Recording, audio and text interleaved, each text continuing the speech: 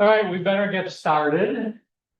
So today we'll talk about relaxation in solution again, mostly focusing on proteins and focusing more on applications than theory.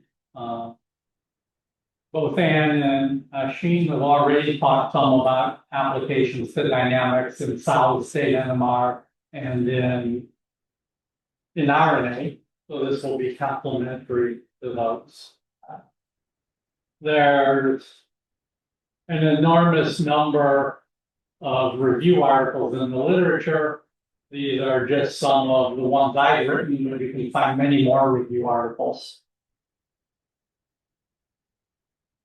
So I'll break things down into laboratory frame relaxation measurements, and these will largely be sensitive to overall tumbling and motions comparable to or faster than overall tumbling. And then rotating frame relaxation techniques,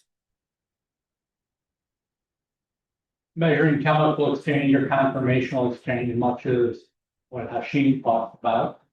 And another way of thinking about these two is the laboratory frame techniques will be characterized using Redfield theory, and the rotating frame techniques, mostly we can't use Redfield theory because we don't satisfy the fast exchange limit in that case. There's many other approaches I'm not going to talk about.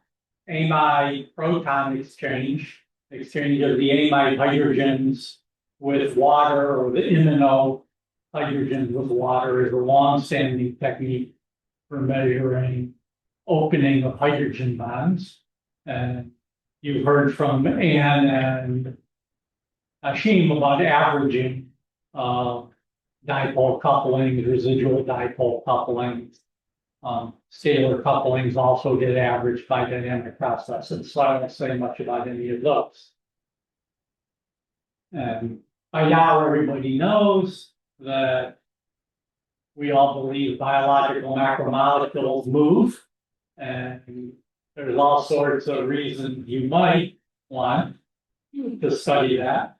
A very simple one, of course, in structure determination, you end up with these bundles of NMR structures, and some regions are very well converged in the bundle, and other regions show different conformations or disorder, and you actually don't know at the outcome of the structure determination really whether the parts that are disordered are really disordered, or for some reason you just don't have enough structural restraints to pin down those regions, or a combination of both. So relaxation studies measurements immediately tell you, just having, for example, the N15 1H NOE typically is enough to tell you whether a given disordered region of the protein in your structure really is disordered in reality. But of course, beyond that, one is interested in the dynamic properties of proteins because they're interesting from a biophysics standpoint. And of course, one's interested in how this contributes to biological function. And you've heard a lot about that from Hashim already, so I don't need to really beat on that particular drum. And all talks about dynamics show this picture. The great thing about NMR is there's a huge number of experiments that cover different timescales. And of course, maybe from the standpoint of graduate students, is the bad part of NMR is there's always one more experiment they can do before graduating. So laboratory frame experiments, as I said, are mostly in the nanosecond to picosecond timescale. And then chemical exchange more in the microsecond and slower times. I'll show you. Yep. So on the previous slide, I think this is the talked about in the literature a lot, but I want to know what the current state of the art is in probing this gap between nanosecond and nanosecond. Right. So two things have been happening, and whether they agree with each other, the jury is still a little bit out. So Christian Griesinger's group has been using, I mean, you'll see later, the R1 row experiment is one powerful way for looking at the faster side of chemical exchange. And the time scale you can access depends on how strong the omega-1 field is. And Christian Griesinger's group has been pushing towards higher and higher V1 fields to push R1 row down towards the couple of microsecond time scale. Going the other way, Raphael Bruchweiler had this clever technique in which you put nanoparticles in with the NMR sample under conditions where you hope there's very, very rapid exchange between the free protein and then collisions with the nanoparticle. And of course, every time, so as we'll see, the difficulty in detecting motions, say 100 nanoseconds, is if the protein tumbles at 10 nanoseconds, the autocorrelation function is decayed to 0 before the 100 nanosecond process has done anything. So the 100 nanosecond process is invisible if the tumbling is 10 nanoseconds. And now you put a nanoparticle in whose tumbling time might be 10 microseconds. Every time the protein interacts with the nanoparticle, it looks like it's tumbling very, very slowly.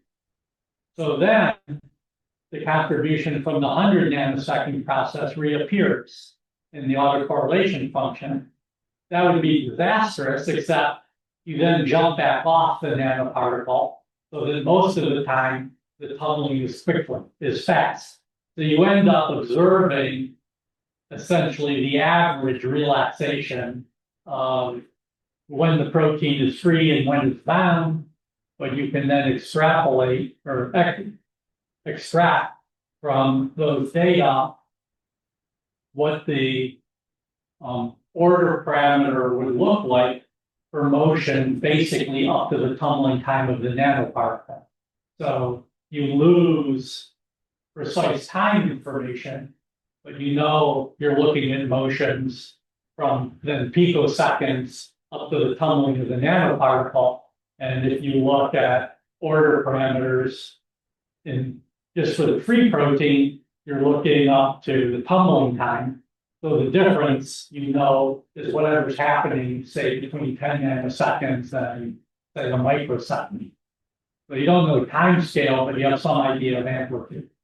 So it's not quite met, and there's discussions, there's somewhat different phenomena, how well should they meet, et cetera. But that's the current state of the art. Our interest in relaxometry here at the Structural Biology Center is to solve a separate problem with the fast motions here, is that at a high field, we're generally in the limit where the Larmor frequencies times the tumbling time is much greater than 1. And we would like to push the lower frequencies, and we can only do that by relaxometry. But that's kind of about. You're going to remind me to say a few more things about this topic as we see the pulse sequences, etc.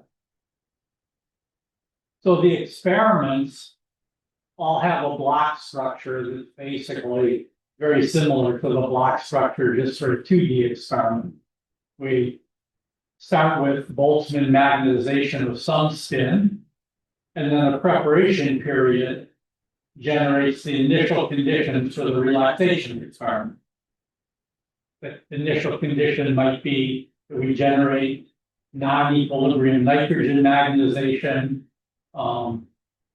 It could be something more complicated than that. So this could be a NEPS, it could be something else.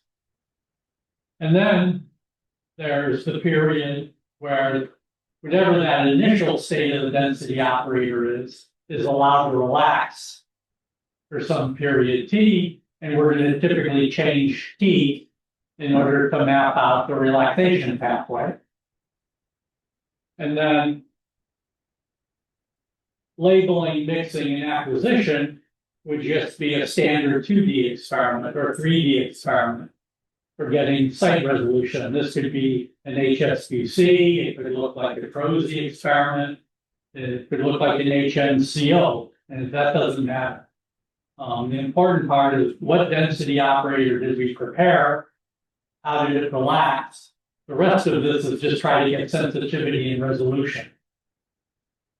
Now, some experiments, labeling might become before relaxation. You'll see examples of that. So these might be swapped.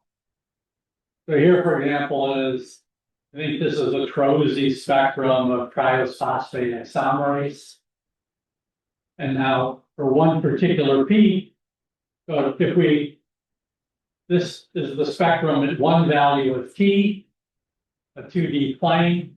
If we vary T, the intensities of these peaks will change. So if I stack up a bunch of them, pick one peak, here's the intensity as a function of time, and it's fit with a single exponential decay.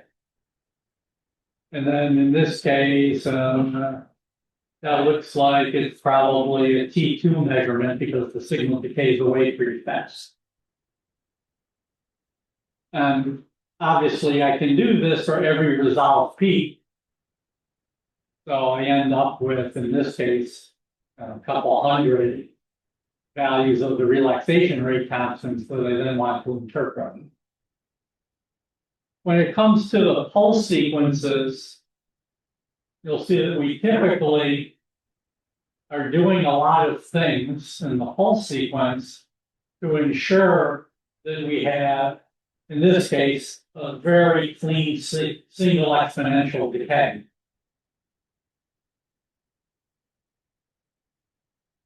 You could say, that's great. We have something very simple to fit. On the other hand, we end up with somewhat complicated pulse sequences, and complicated pulse sequences are always subject to errors, etc. So there's been a lot of work on making the pulse sequences as good as possible. You could argue maybe we should just use simpler pulse sequences and more complicated data analysis methods. And that may happen more due to AI and machine learning going forward. We'll see.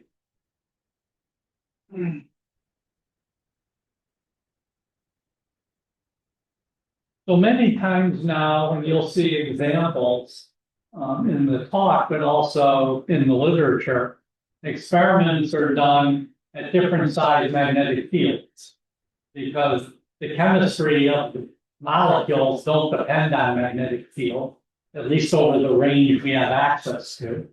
But the NMR parameters change in ways we usually understand. We know the chemical shift scale with the magnetic field, for example. So acquiring the data at different magnetic fields can really help increase the information content in the data, and therefore help the data analysis a lot.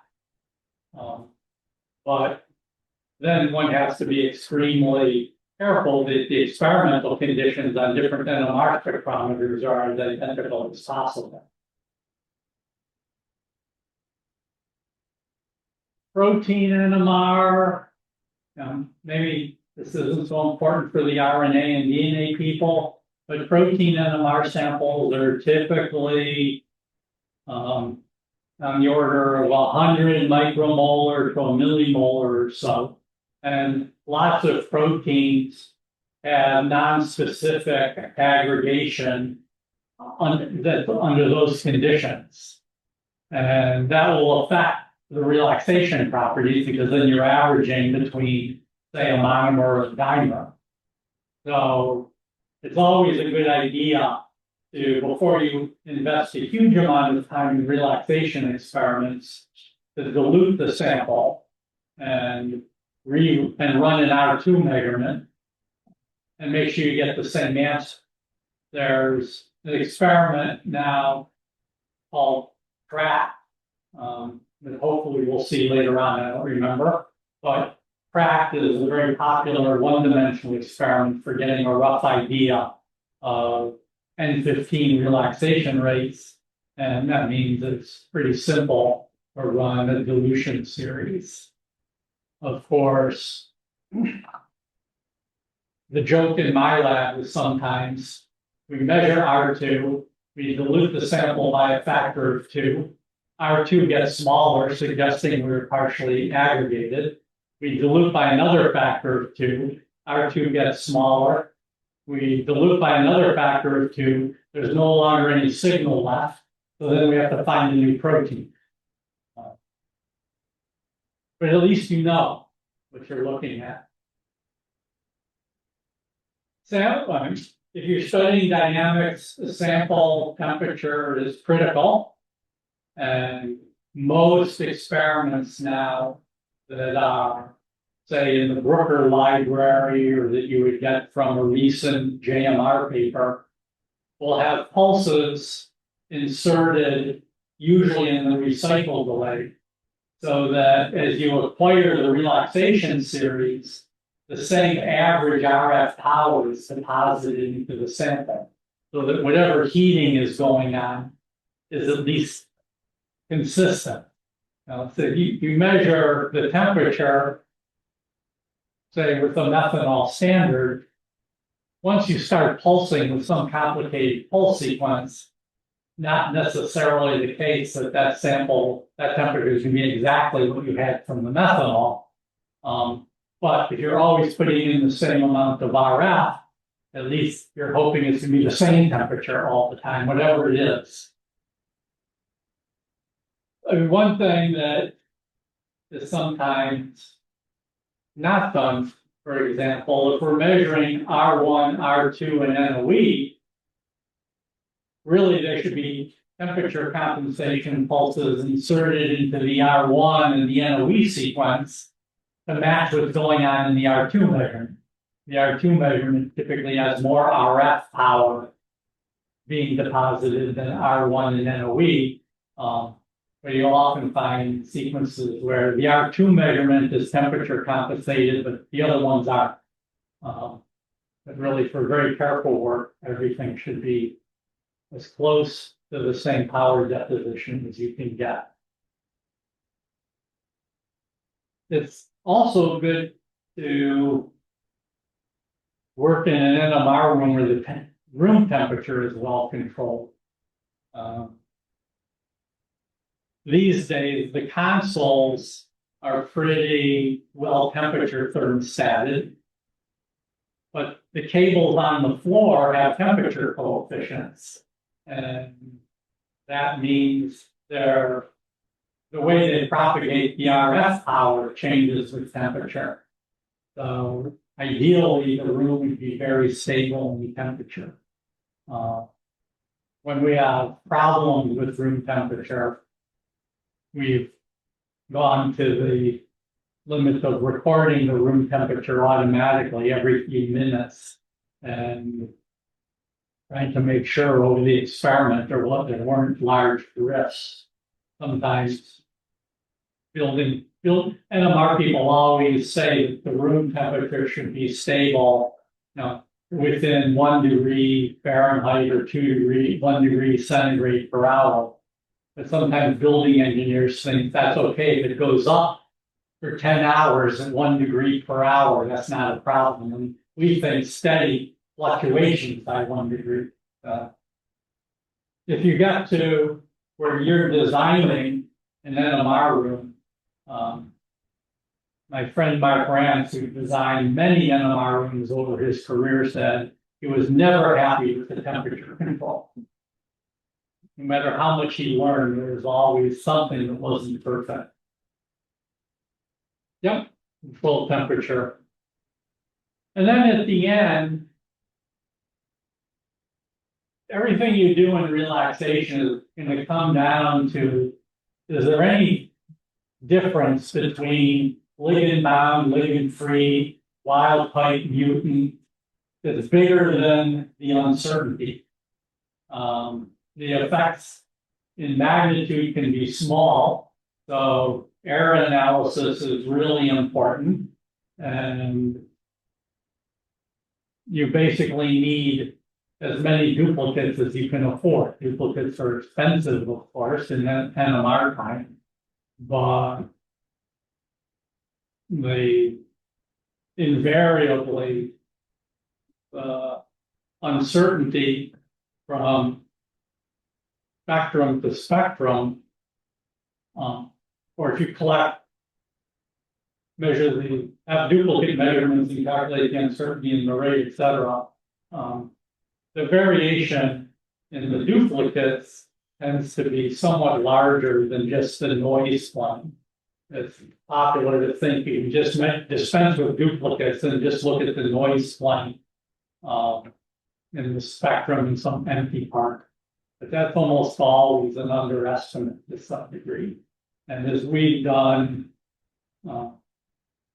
years and years of collecting data on the same program, better pulse sequences, more spectrometers, etc. And I would say every 5 years we realize that we've been underestimating the noise in the previous 5 years by a factor of root 2 or root 3. So it just seems inevitable that you hardly ever overestimate the uncertainty in your data. All right, so again, the red field limit, fast picosecond, nanosecond dynamics. I mean, there have been experiments developed for all sorts of nuclei, all sorts of spins. There's fluorine experiments, phosphorus experiments, carbonyl experiments, but the ones that get done the most in proteins are probably backbone amide N15 and then methyl side chain experiments, which could be done as shown here with a single deuteron, in which case we're measuring the deuteron, or could be done in the full methyl group using experiments based on what are called forbidden transitions that were developed by Luke K, or could be CHD2s, in which case one can do carbon-13 experiments. And which ones you end up doing depends a little bit what information you're trying to get. So the forbidden transition experiments tend to give you order parameters but not time scales. Single deuteron experiments very well established, probably a little easier than the carbon-13 experiment, but they give people who've compared them get basically the same answer. Sort of up to you to decide. The nice thing about these two sets of experiments, though, is to a zeroth order approximation, a protein is the backbone and a hydrophobic core. And it tends to be the methyl groups are in the hydrophobic core, and the N15 is along the backbone. So these two probes give you, a zeroth order picture. What's the backbone doing and what is the core doing? And as we've seen when we talked about relaxation, all the relaxation rates are some combinations of the spectral density function at the different eigenfrequencies. So we're going to measure the rates, try to learn something about the spectral density function. The spectral density function is the Fourier transform of the autocorrelation function. So we hope to learn something about the autocorrelation function. And the autocorrelation function is the fluctuations in the spherical harmonics that depend on the fluctuations and orientations of the tensors. So that's the plan. We want to look backwards from the relaxation rates back to the fluctuations. Of course, that's a little complicated. We don't know the whole spectral density function. We know it at the Larmor frequencies, at the eigenfrequencies. And we have this Fourier transform standing between us and the autocorrelation function. So, of course, there's a huge interest in going the other direction, basically starting with molecular dynamic simulations and then calculating forward and hope you get agreement with the experimental data. And of course, people are trying to develop AI methods that will do that as well. But we'll mostly talk about looking back towards the molecule. To do that, one usually adopts some function with some optimizable parameters that then you adjust the parameters to fit the data. And again, most of the work in the literature uses what's become known as the Lopari-Szabo model free formalism, based on 2 papers in 1980 by Lopari and Szabo. But there's other approaches as well. In the Lopari-Szabo model, you have the notion that the protein or nucleic acid is some kind of more or less fixed global structure. So there's a diffusion tensor or a rotational correlation time, and then there are fluctuations from internal motions. That doesn't apply for something that's disordered, like an intrinsically disordered protein. So there, one might just be assuming that the autocorrelation function is the sum of exponentials and not trying to ascribe that any particular exponential is overall tumbling. And then there's other models based on other models of what the internal motion is and how it's coupled to overall motion. But probably, the majority of the papers you'll see in the literature adopt the Lopari-Szabo approach. And we've already said, it's very hard to resolve motions that are close to or slower than overall tumbling. In what's called spectral density mapping, in converting the rates to the spectral densities themselves. And the rates are all linear combinations of spectral densities. If you have enough rates, you should expect you can invert the linear set of equations. You've been doing that since high school, right? If you have 2 unknowns, you need 2 equations. For example, deuterium relaxation depends on the spectral density function at 0, the Larmor frequency, and the double quantum frequency, twice the Larmor frequency. So all the rates are linear combinations of 3 spectral densities. In principle, if you had 3 rates, you could figure out the 3 spectral densities. In practice, you need more because some of them aren't entirely independent of each other. You want to do an error analysis, etc. So typically, one might record for the deuterium relaxation of 4 or 5 different relaxation rate constants, and then invert the equation and get spectral densities out. Or there's a similar approach for nitrogen 15 that will probably come. So sometimes that's useful as an intermediate step before then trying to fit the spectral density function to get out order parameters, timescales, etc. Let's see.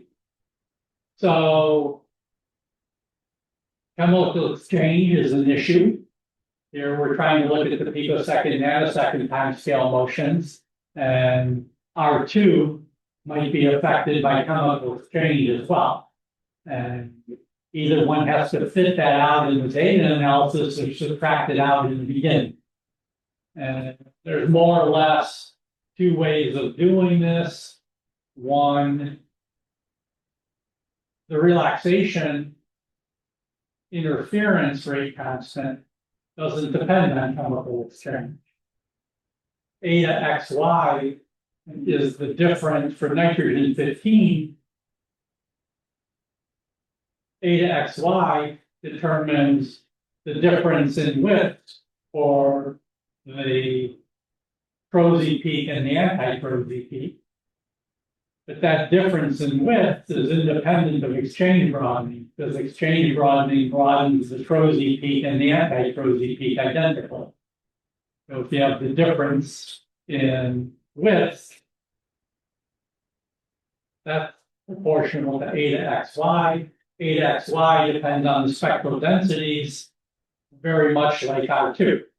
So then we can use this to correct R2s in order to get rid of the exchange contributions. Of course, there's never any free lunch. Eta xy depends on how well you know the chemical shift anisotropy. So there's some uncertainty because we don't know them in solution all that well. We don't know really the slight amino acid to amino acid variation very well. Something our solid state friends could help us with potentially. Or you can use the B0 dependence of R2 and R1. That's one of the reasons for acquiring data in multiple fields, is the dependence of R2 on the field can help take out the exchange broadening effects. Yeah. So the knowledge of the CSA is necessary even for R2 Oh yes. not just for eta. Oh yes, but in R2, for example, or R1, you have the sum. You basically depend on the sum of the squares of the coupling constants. Whereas for eta xy, it's the product of the two coupling constants. So it's a bigger effect on eta xy. If say at 600 megahertz for nitrogen 15, the CSA is maybe 20%, 25% of the dipole coupling. So then if it was 25%, and then you're talking about R2 or R1, then it contributes 1/8, right? Compared to the dipole coupling, where when you look at eta xy, it's 25%. So the relative, the uncertainty contributes more to eta xy than it does. So it just gets, as you get the higher and higher fields, right, then the CSA contributes more and more to the R2s or the R1s. For measuring R2, CPMG and R1 row experiments both have been used historically. Probably these days it's preferable to use R1 row experiments because the correction for resonance offset is easier in the R1 row experiment. Correcting for resonance offset effects in CPMG is a little more complicated. But people, get good data with either. But if you're starting a new experiment, probably R1 row will be measured. So here are sample pulse sequences. These were developed a long time ago by Neil Farrow. They've been modified over the years. Well, it'll come up eventually. A few years ago, these were carefully re-inspected by Neil Wackham at Mad Bats. So there's now sequences for both deuterated proteins based on using prosy and non-deuterated proteins based on using the HSQC that are extremely robust, extremely accurate, very carefully tested. So eventually in the talk, you'll see the reference to the Bax paper, and those are really the sequences to use. They're not very so different from these, that great attention has been paid to things like water suppression, etc. So just to talk about the sequences a little bit, here's the R1 sequence, and you might recognize here, right? This is an inept that generates antiphase coherence. Here's another inept that refocuses the nitrogen antiphase term to in phase. And then this pulse puts the nitrogen magnetization on the Z-axis. Now that's the preparation period. We started with high polarization of the protons on Z, and we turned it into high polarization of the nitrogen on Z. And for an R1 experiment then, we want the magnetization to relax during capital T. And then here is just a sensitivity enhanced HSQC to record the signal. And that could have been a TROSY experiment. It could be whatever you want. Right, so there's the first inept, something you hopefully now are very familiar with. There's the second inept generating Z magnetization. Of course, Z magnetization will relax to Boltzmann equilibrium. So most of the time, phase cycling is used. So on one experiment, the magnetization starts on positive Z. On the next experiment, it's on minus Z. And then you subtract the two experiments. And therefore, the equilibrium value subtracts away. And that means you expect the signal to decay to zero rather than decaying to Boltzmann equilibrium. There are experiments in the literature that decay to Boltzmann equilibrium. There's no law against doing that. But this is more common. It means ultimately when you're fitting an exponential, there's one less parameter to fit because you don't have to fit the long time value. You know the long time value is zero. So that's where this plus minus comes from. It comes from phase cycling these two pulses side on. Here, during the period T, we want the magnetization to relax according to R1. Here is the steady state or equilibrium magnetization. It's independent of the phase cycle. There's a plus minus for the phase cycle. So when we subtract with the receiver, the steady state magnetization will be to zero.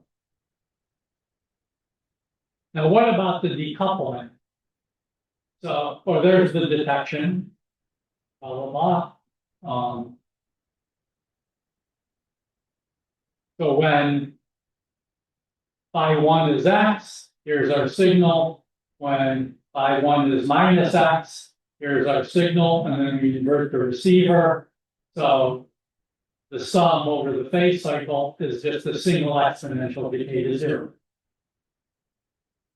Except what's going on in decoupling there. So here's the real operators. We have the nitrogen Z operator, that's whose relaxation we want to measure. There's the proton Z operator. And then there's longitudinal two-spin order. And these cross-relax. They're secular, right? They're all Z operators. Their eigenfrequencies are zero, so they're secular.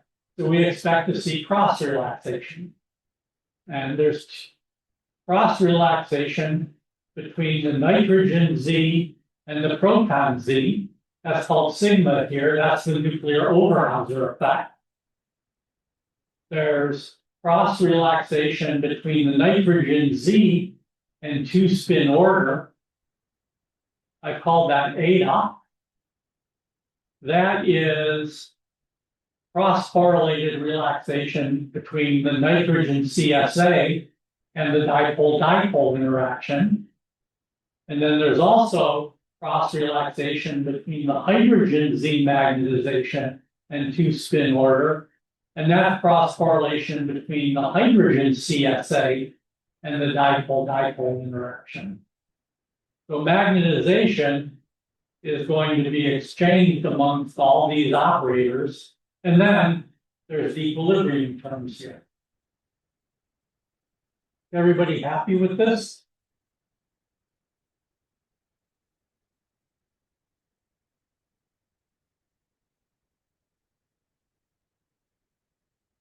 Yes. How do I see that the cross relaxation from SD to ICSD is the cross correlated relaxation and 15 CSA and We have to work out the double commutators in the Redfield theory. So if we go back and do, went back and did the double commutators just for the dipole-dipole interaction, we would find that there isn't any cross-relaxation between the two. And that you can rationalize from symmetry arguments. yeah. Because if we rotate everything by 180 degrees, right, then SZ goes to minus SZ, but 2IZ isn't changed.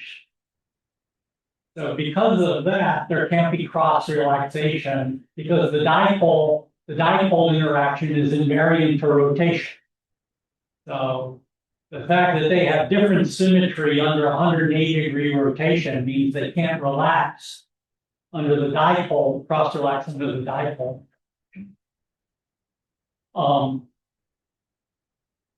if we go back and do the double commutators with both CSA and dipole interaction, then we find there is cross-relaxation. But we have to go do the double commutators to show that. And same thing for the hydrogen cross-relaxing with the spin order. We have to go back and do the double commutators. That might have been one of the problems actually in the relaxation problem set. So but you all know what we have to do. We have a bunch of operators that are secular. We don't want them to cross-relax. So we have to make them look non-secular. And in this case, we do it just by applying 180-degree pulses that periodically invert the magnetization. So the operators look like they're rotating in some stroboscopic sense. So we're just going to apply a series of 180-degree pulses. It turns out it's a little more accurate if one analyzes things carefully, that you should apply the pulses at some multiple of 1 over j to the scale of coupling. So 1 over j is roughly 10 milliseconds, and you don't really have to apply them that fast. If you look in the Bax paper, they apply the pulse, 180-degree pulse every 40 milliseconds, just to take it easy around the probe. But this, for example, if we didn't do anything, we have a 3x3 matrix. That means it has 3 eigenvalues, which means the decay here would be the sum of 3 exponentials with different weights. And that would be hard for us to resolve. Fitting sums of exponentials is one of the classic hard problems in data analysis. It's very hard to resolve sums of exponentials if the rates don't differ by more than factors of 2. So it would be actually quite difficult to do this otherwise.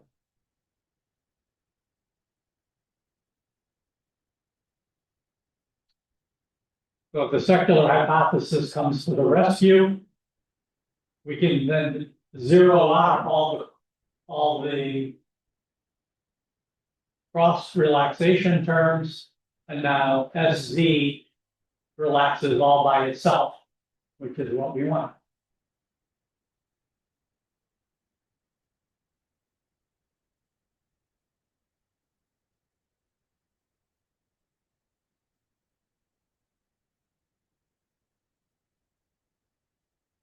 If we then solve the differential equation, by the way,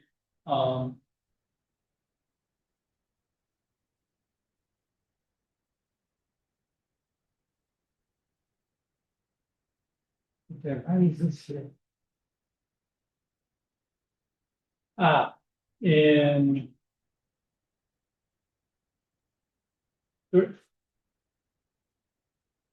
the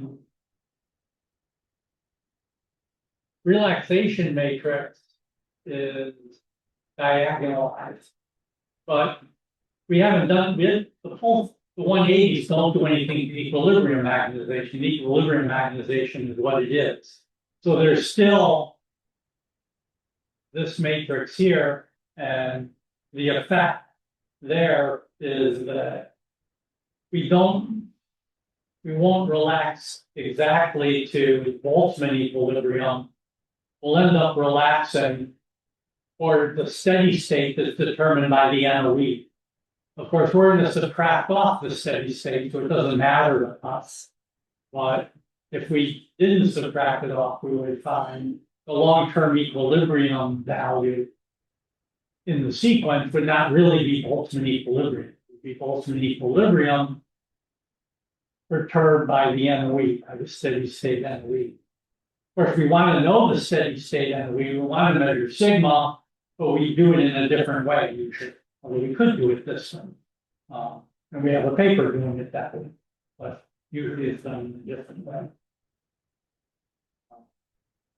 Here's the Faro or the back reference for the most modern sequences.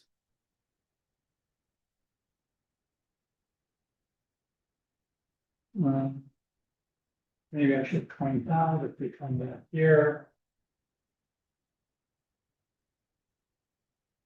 So in the sequence shown here, we talked about how we decouple the cross relaxation terms. Here in this experiment, we're measuring T2. This is the CPMG, where we have a series of spin echoes to refocus the chemical shift. And then the decoupling is done by applying a 180-degree pulse on the top of the echoes. At the moment everything comes back in phase, a pulse is applied. If you do it at random points, you just screw up the echo. So then you would have faster decay than the real R2. So here we would apply a particular point right on top of the echo. If this was an R1 row experiment to measure R2, then one also has to worry about where to put the pulses for decoupling, various ways of doing that. And then here's the experiment for measuring the NOE. Rather than measuring the NOE by finding out what the limiting value was as T went to infinity, we do two experiments. One in which nothing is done during the recycle delay, so that we're just measuring Boltzmann equilibrium of the nitrogen. There's no initial net. We're not transferring magnetization to the nitrogen. We're just trying to measure the nitrogen magnetization. So this experiment has to have a long recycle delay to make sure we get the Boltzmann equilibrium. It has to be longer than you think, because water is also exchanging with the amide hydrogens, and because of the NOE, that affects the recovery of the nitrogen, the Boltzmann equilibrium. So it's not uncommon to measure the Boltzmann equilibrium. These might be of order 12-second recycle delays, because the water T1 is 4 seconds. And then a second experiment, the hydrogen magnetization is saturated. again, usually with a series of 180-degree pulses, long enough to reach this limit that we would have in the T1 experiment of getting out to the steady state. So that might be, since the R1s are going to be around 1 second typically, that would mean we would need something like 4 seconds of saturation time to make sure we got the steady state result. And in that case, the NOE is just the ratio of the two. So all pulse sequences for relaxation have this kind of bit where you have the preparation period that's trying to generate some initial magnetization, whether it's SZ or SX, or steady state magnetization, antiphase magnetization, and then some relaxation period where you're typically doing something to try to make the evolution as clean as possible. In this case, decoupling all these cross-relaxation effects, and then just a readout. And the readout will be whatever it takes to get resolution and sensitivity. So that block structure, you'll see all the other sequences we talked about all have the same block structure. Here's just some data for ubiquitin. Here's a couple of decays for R1. There's some decays for R2.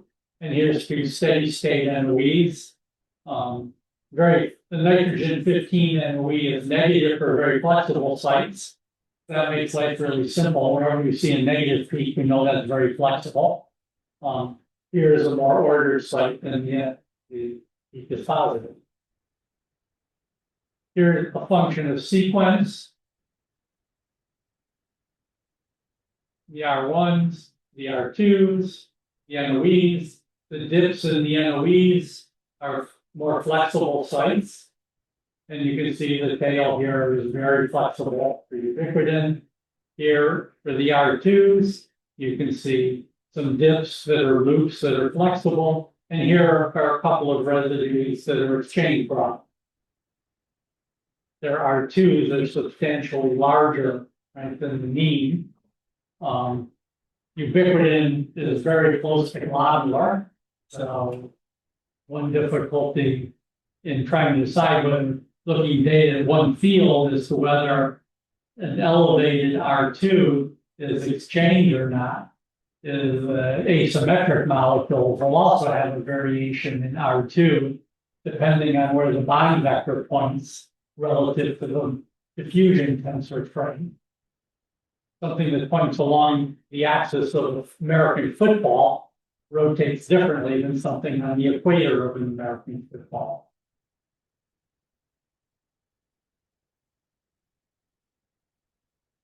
And I think I've shown you this picture before. We're in this Lipari-Szabo model. We have some diffusion tensor for the protein that controls overall tumbling, and then local motions something happened here.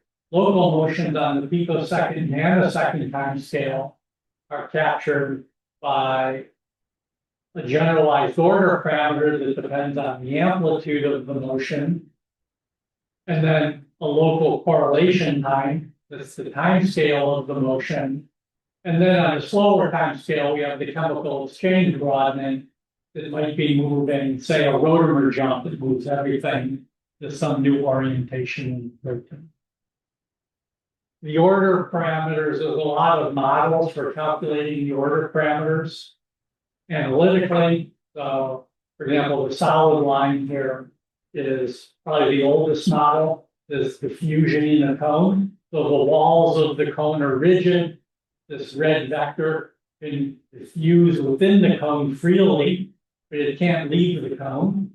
And then the order parameter depends on the semi-angle of the cone, how broad the cone. So if the cone is very completely narrow, the order parameter is 1. And as the cone gets broader, and the order parameter gets smaller.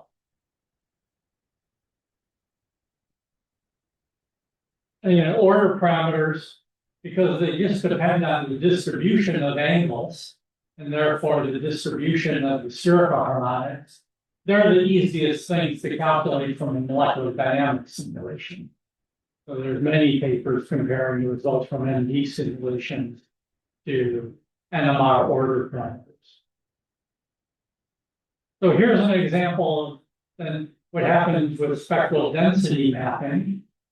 So this was data collected at 3 magnetic fields, 500, 600, and 800 megahertz. So you can see there's spectral density, 3 spectral density values here, and those are the nitrogen Larmor frequencies. So 3 fields, when you look at the expression for R1, one of the spectral densities is the Larmor frequency at the nitrogen Larmor frequency. So we expect to see 3 here. R2 depends on J0. So J0 is independent of the magnetic field. So we would expect to see, 3 points here, 1 for each field, hopefully tightly clustered, or in this case, we probably average them, and then there's some error bar. But the rates depend on, if you look back at the tables, they also depend on the 0 quantum frequency, the frequency of the hydrogen, and the double quantum frequency. So if I have 3 fields, I should have 9 points out here somewhere. 3 for the 0 quantum frequency, 3 for the double quantum frequency, 3 for the hydrogen single quantum frequency. But gamma for nitrogen is 1/10, right? That of gamma for hydrogen. And way out here in this part of the spectral density function, this decay is very well approximated by 1/omega squared. So it's common practice to approximate then at each field the 3 spectral densities, 0 quantum, single quantum, double quantum, just using a 1/omega squared approximation and replace the 3 by 1 value. And that's why there's only 3 here. In the literature, this is called reduced spectral density mapping. Or because we can't acquire enough relaxation rates to really measure those 9,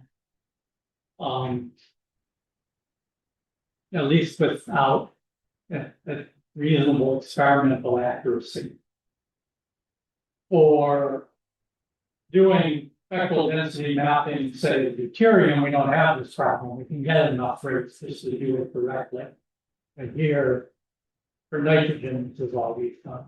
And then you can see fits. These are the fits of the Lopari-Szabo spectral density function, which you saw back in the lecture on spectral densities.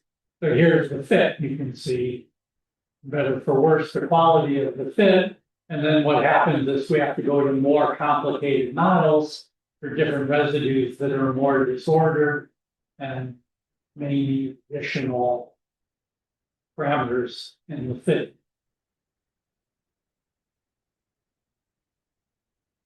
So here now are the order parameters mapped onto the structure of this protein. So again, you see there are loops where the order parameters go down. They go down at the tail. They're color coded here.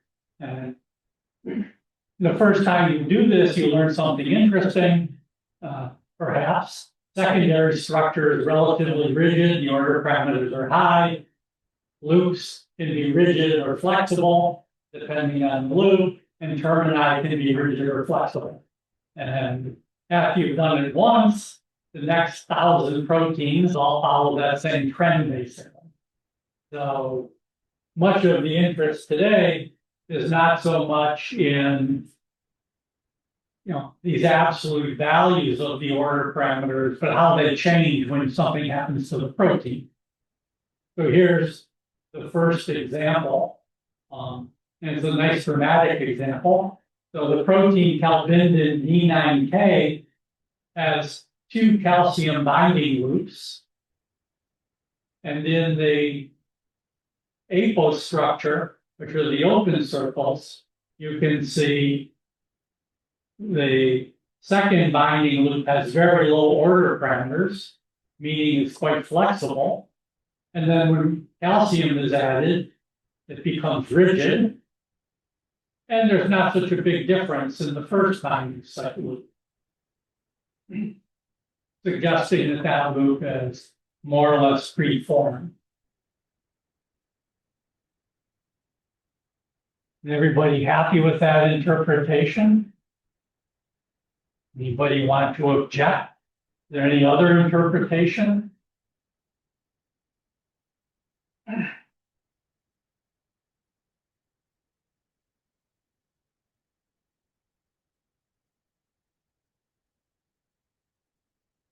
If you wanted to figure out perhaps why this loop seemed more rigid than this loop in the apose structure, what might you look at?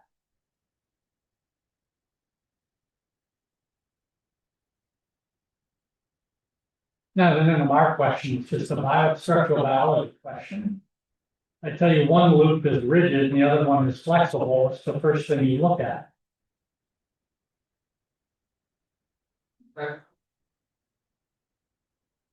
Well, you could look at B factors in a crystal structure and try to decide if there were signs of the motion in the crystal as well. But I mean, if you found in the crystal that B factors were low for the apoprotein in site 2, and then you saw it was making a crystal contact, that would, wouldn't tell you much. Something even simpler than going and solving the crystal structure.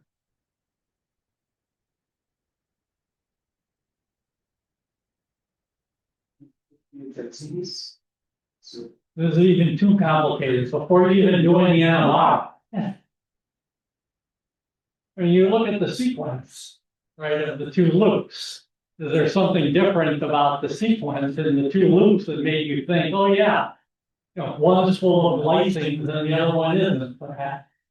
So I was an author on this paper, so we looked at the sequence and we decided that there were differences in the sequence that suggested that this loop, when you added calcium, more of the interactions with the calciums were through the carbonyls, and more interactions with the calcium here were through side chains. That kind of seemed to make sense that this needs to be more rigid, and this could be more flexible because the side chains, could wiggle around and do their thing. About 20 plus years later, Mark Rance decided to do a simulation of this system in the apose state, and he observed that immediately a sodium ion dropped into this site and coordinated in this site.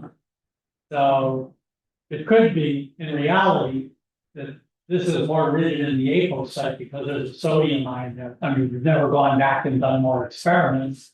It probably, it's highly likely that a sodium ion drops in there and is displaced by the calcium. So it's a warning that interpreting, the data is tricky. So then, of course, flow dynamics and conformational exchange has really exploded in the past years, and people from the Al-Hashimi group don't need to be told that. And if you have slow exchange where you see resolved resonance for the different states of the protein, then typically one does ZZ exchange or no-Z experiments. In intermediate exchange, line shape analyses can be quite powerful they're not done so much for proteins. They're done more if you have a ligand that's interacting with the protein, and then you can do line shape analysis on the ligand. And now there's SAS, Carpacil, Meebum, Gill, R1 row, DEST experiments for looking at the case where you only see one resonance, either because you're in fast exchange or the other resonance is just invisible because it's too weak, it's too broad.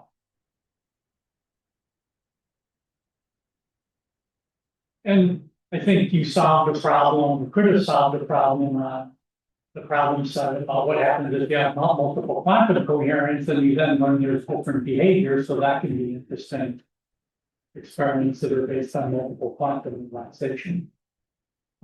Again, temperature, et cetera, trying to up the information content. It's always helpful to know what the real R2 is.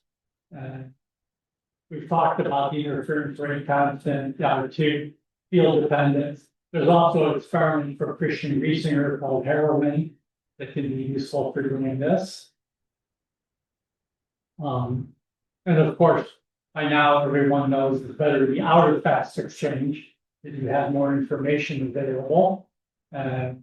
Between SAS, DPMG, R1 row, we'll see they're similar theoretically. Which one you do is kind of scaled to the time regime that you're interested in looking at.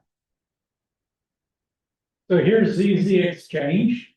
The idea is quite simple. It's basically a nosy-like experiment done on, say, nitrogen-15. So we generate nitrogen-15 coherence, frequency label it, put it on the z-axis, wait a while, do the same kind of decouplings for R1, and then read out the signal. This looks just like an R1 experiment, except the labeling is before the relaxation period, not afterwards. And that means, blah, blah, blah. I'm just trying to picture. What we see now are crossfits developed as a function of time. Because if we label the nitrogen frequency when the molecule is in state A, if during mixing it jumps to state B and we detect its hydrogen frequency, that's not going to be on the diagonal. That's not going to be a diagonal, right? It's going to be a different position, and that's what you see. Here are the two.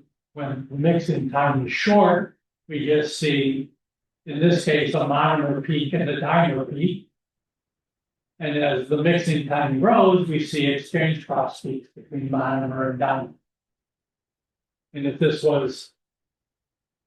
one happened to be ligand dimerization, if it was ligand coming on and off, we would see the apoprotein and the ligand bound protein and then cross peaks. Or if it was just a conformational change in the protein, and we see state A and state B. So, this is just the Bloch-McConnell equations. So we just write down the Bloch-McConnell equations for longitudinal magnetization and solve them. The only difference is our starting values depend on the frequencies that we labeled during T1, because those frequencies are before the relaxation period. So we end up with signals that are diagonal peaks and cross peaks. This would look just like a nosy, and in fact, you have exchange cross peaks in a nosy spectrum. That can be a headache because if you think you're looking at an NOE, but it's really an exchange cross peak, you can have a very bad effect on the structure calculation. But the advantage here, if we do this with nitrogen-15, there are no nitrogen-15 NOEs. They're too far apart and the gamma is too low, so we only see the exchange cross peak. Now, usually in the literature, you would just either fit directly the exponential of the Bloch-McConnell equations or get an analytic solution and fit that, much like one does for R1 row or CEST experiments. As computers have become very powerful, that's very easy just to put the matrix in and solve it. That's also a way it's easier to put in if you know something about artifacts, other couplings, other things that might affect the solution. That may make it very hard to get analytic results, but all you're doing is making the matrix bigger, and the computer doesn't really care. The prostates. But some years ago, Vesco Malushev, who was a student in the lab, worked out that if we could see all four prostates, we could calculate this ratio that he called the composite ratio and show that it reduced to just a quadratic function. And here's some data from a postdoc later on for two different residues. And the nice thing in this analysis is you just depend on the rates, you don't depend on everything else that's going on with two different residues. So all residues sharing the same process should fall on the same curve. So it's kind of a convenient way of telling whether there's more than one slow process happening.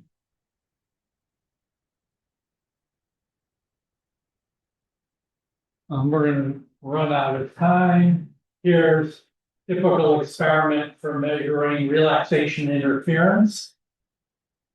The relaxation interference is, again, the difference between the Trosi line and the anti-Trosi line.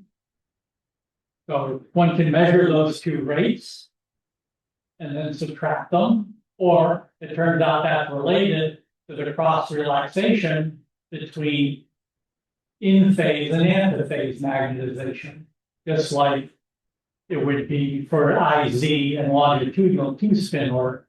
So this experiment, in one experiment, just measures relaxation of SZ, and in the other experiment measures the cross relaxation, and vice versa. Actually, modern sequences do it both ways to average out effects.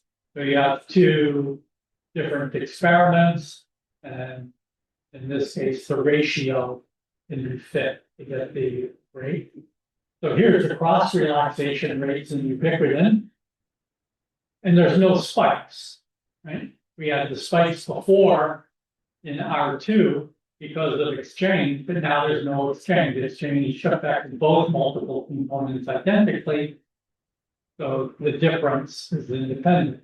So here now is the R2 plotted versus the cross relaxation rate, and you can see there's reasonably good linear correlation. And here are the exchange broadening residues. They're increased by exchange, whereas eta isn't. The slope of this line depends on the CSA tensor. So some of this scatter here is because this line was based on an average value for the CSA tensor, but there's some variability, and that's what's causing some of the scattering. And if we just subtract these two and scale them, we can make the plot look that knowing where the exchange broadening is. Here's a typical sequence for CPMG relaxation dispersion. This might well be one of the most important papers that came out of my lab, because this really got relaxation dispersion of proteins reinvigorated. People had tried some things, but there were a lot of experimental difficulties. Things were kind of lying fallow, and this experiment got everything started again. Yep.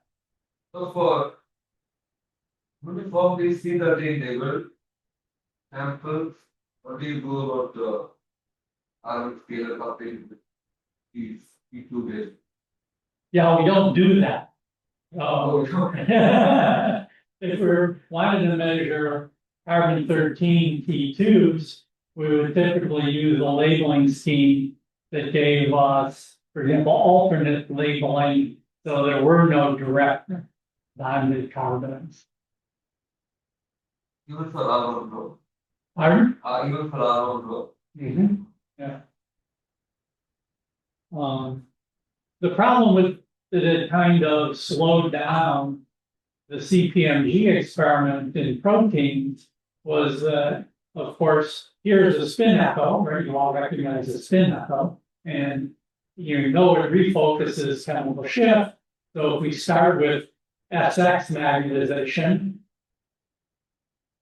we end up after the echo with SX magnetization, and it just relaxed. That's great.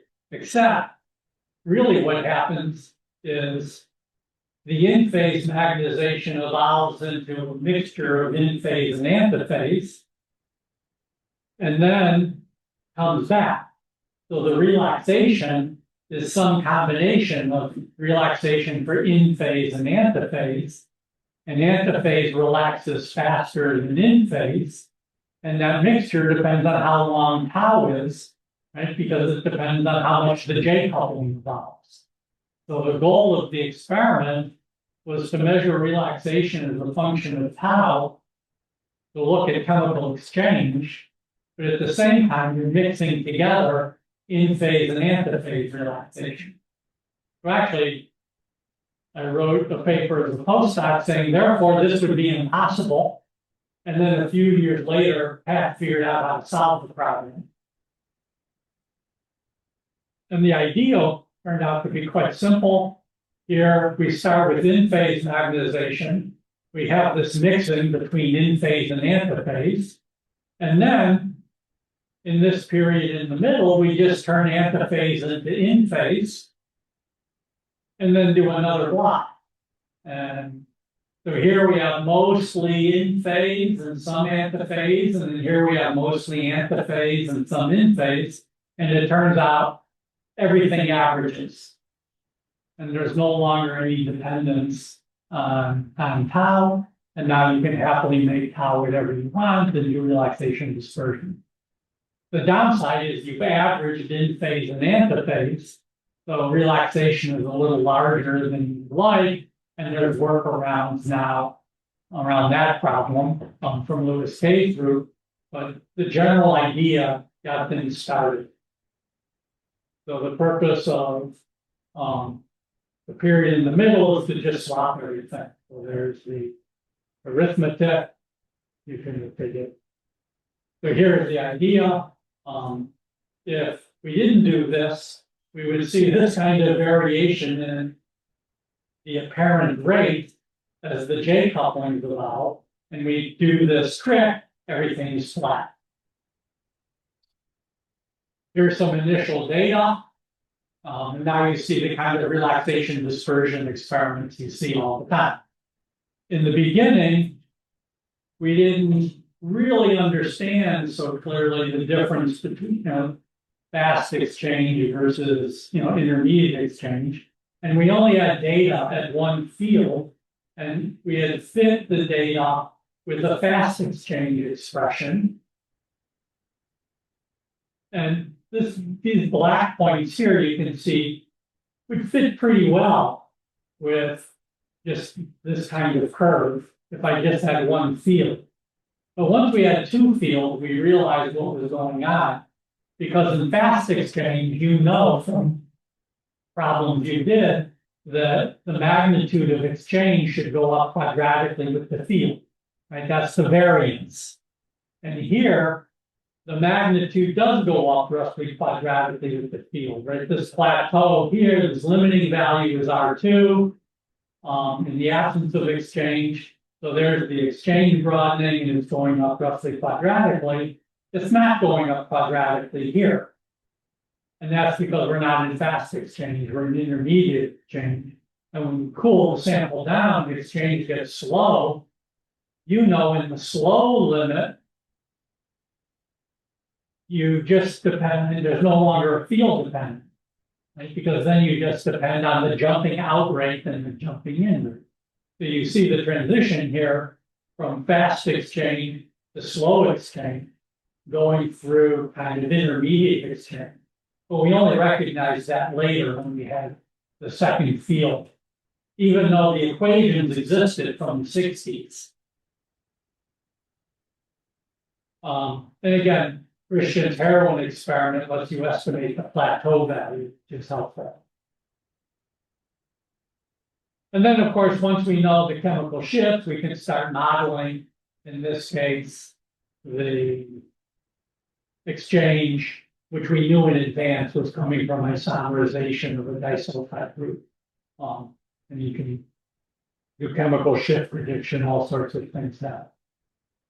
R1 rho just replaces the CPMG with the spin lock, and in classic R1 rho, you start with magnetization MZ and then align it with the tilted frame, do the relaxation experiment, and then come back. And there's different ways of doing the alignment. And again, if we have to do something to decouple the cross-correlated relaxation, and those pulses are done in different ways depending on the experiment. It's exactly the same ideas. But what turned out from calculations that Ole Trapp did when he was a graduate student in the group is that the R1 rho experiment depends on the sign of the chemical shift for the invisible state. And you can see that here, the 0 here is sitting on the major state. And if we go off resonance and measure R1 rho, we see this rate, we go the other direction, we see this rate. And because the rate is maximal here, we must be sitting at the minor state, the so-called invisible state or sparsely populated state. And that's probably the second most important paper ever in the group, because the CPMG experiment, because it's an echo, only ever told you the magnitude of delta omega. It didn't tell you the sign, and you had to do other experiments to try to figure out the sign. This graph shows some data for R1 rho, and then up here are CPMG experiments. So you can see they all give the very consistent results. That's nice. And then came CEST and DEST. So one way of thinking about the CEST or DEST experiment is that there are R1 rho experiments with very weak fields. And in that case, you're not aligning magnetization with the effective field.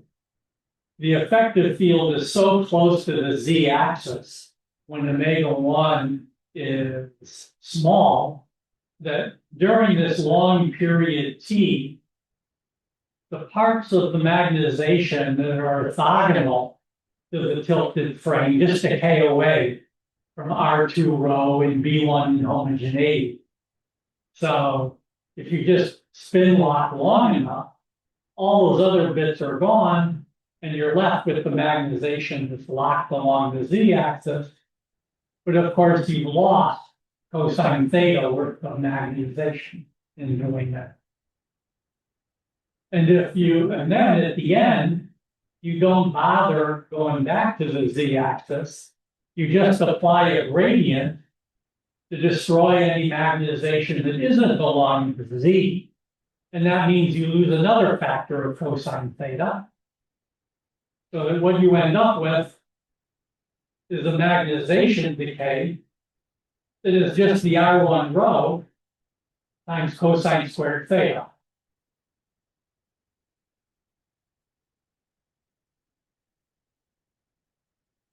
But there's another way of looking at this, because here, right, you see the minor state because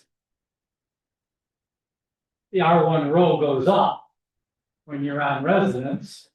In the CEST experiment, right, you see the intensity go down because the rate is larger, right? If you took the septic intensity profile and took the logarithm, you would get R1 rho with some cosine dependence.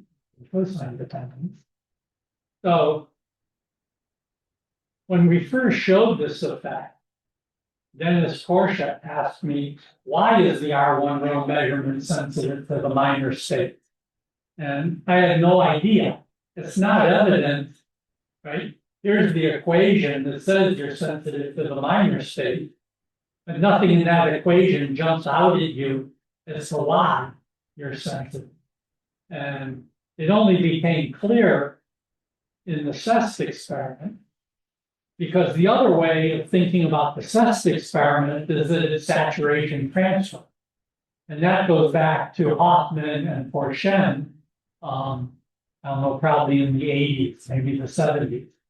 So now if you think what I'm doing is I'm sitting on the minor state, irradiating it, I saturate that resonance, but then when it jumps over to the other state, then the other state becomes saturated and I see a dip.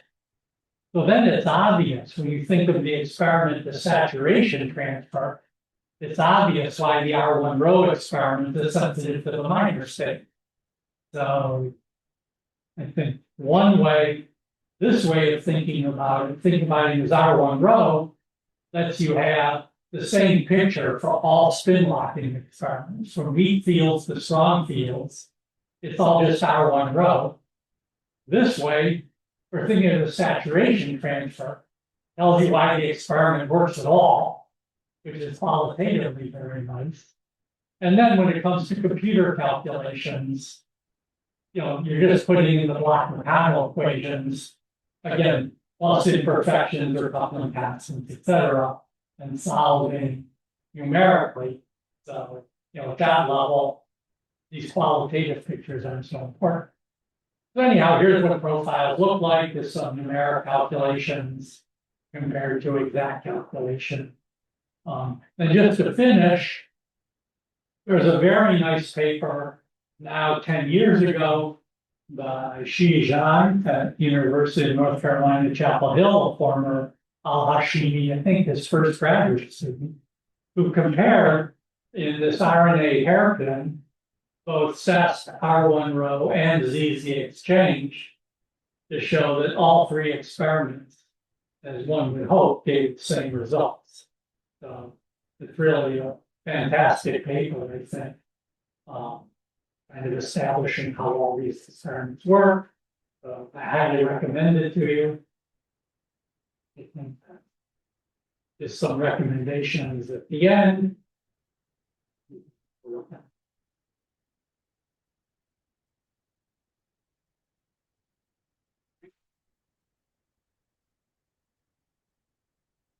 Yes. Going back to the sphere complaint, this is working out well. When you're doing R1 rho, if the one field exceeds the complaint, 55%, Yes. then we cannot ignore complete the J coupling. I mean, you would.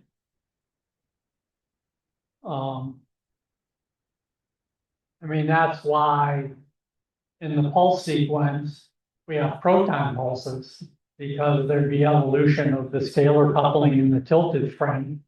And then you end up with an exponential decay modulated by a cosine type decay. And for short times, it's pretty hard to tell and fit out that kind of profile. So, it would be the same if you were trying to, we have to be applying some selective pulses in that case. So if you had, for example, C alphas and carbonyls, you could selectively pulse the C alpha, decouple them from the carbonyls, but you'd be in trouble trying to separate the C alphas from the beta, C beta. I mean, even If you do the alternate labeling, you still have a problem with two bond couplings. So, Those are like they said, they heard. yes, but if you're trying to measure small effects, so there's papers in the literature trying to deal with those issues. But the alternate labeling at least gets rid of the big one bond coupling. Well, often for solid studies of the relaxation, there's often a study tens of kilohertz coming out. So I know my intuition says Well, I don't have any intuition, but of course, in MAS, you have matching conditions to the spin lock field, right, to worry about. That can be helpful or not helpful, depending on what you're doing. Yeah. Any questions online or Joshua? So, since you were saying that both our sets are kind of based on the saturation, you can see faster processes with them. So the question was, why can you see faster processes with R1 row?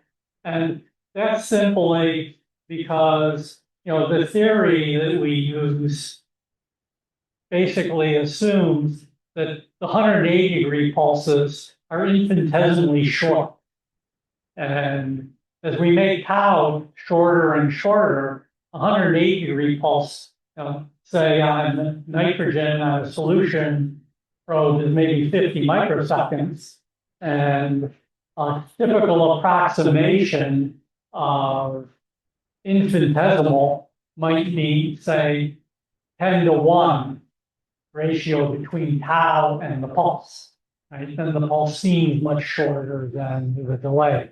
So we might only use the CPMG with a minimum value of tau of, say, half a millisecond, just to be safe.